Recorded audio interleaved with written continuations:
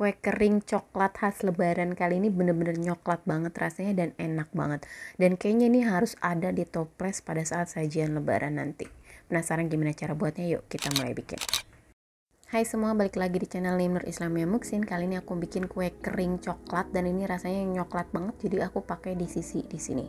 Di sisinya aku lelehin dulu, boleh ditim dengan air mendidih aja atau di atas kompor dengan api kecil kayak gini biar lebih cepat. Dan setelah ini kita biarkan dia lebih suhu ruang dulu. Kemudian di wadah yang lebih besar kita mau mixing butter margarin. Ini perpaduan keduanya, boleh pakai Blue Band Cake and Cookies atau Palmia Royal. Aku pakai Baker Mix Anchor. Atau kalau mau digunakan butter dan margarin terpisah juga boleh. Kemudian aku tambahin 2 butir kuning telur dan ini diaduk pakai whisk aja.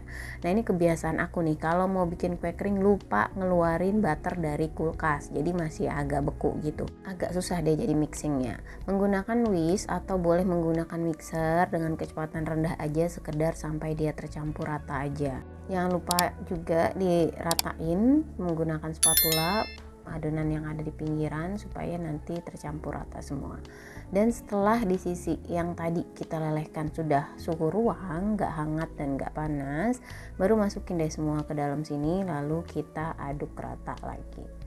Diaduk rata cepat, baru kemudian nanti kita mau masukkan bahan keringnya. Nah pemilihan di sisi ini penting banget, coba pilih di sisi yang merek-merek yang kayak Colata, Tulip gitu, itu lumayan cocok dan enak juga.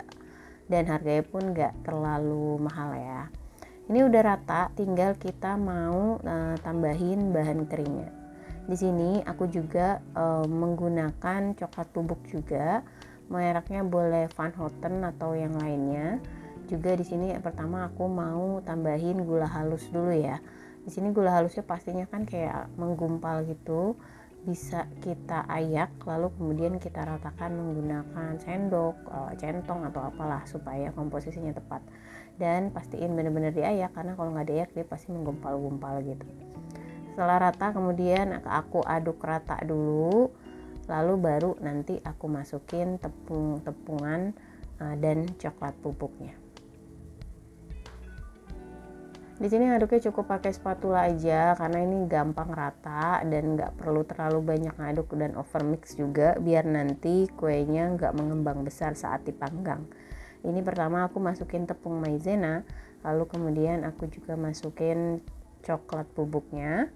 Jadi beneran coklat banget loh, ini enak banget. Terus kemudian aku juga masukin susu bubuk.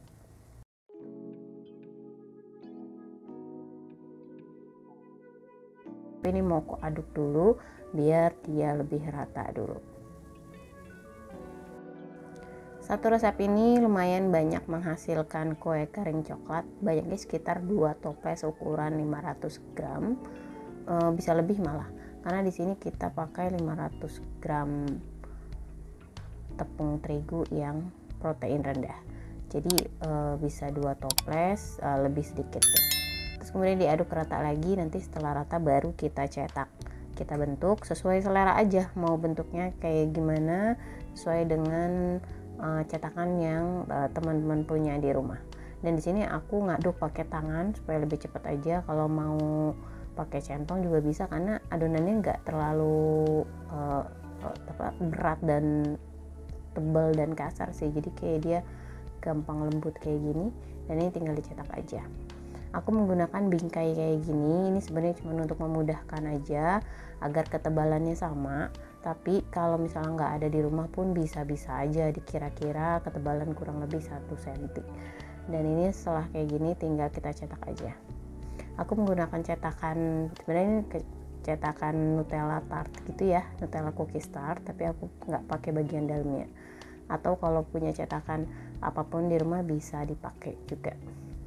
Dicetak semuanya sampai habis, dan aku sukanya kalau bikin kue yang dicetak kayak gini tuh cepet banget jadinya dan selesainya cepet dibandingin kayak yang dipulung-pulung gitu ya.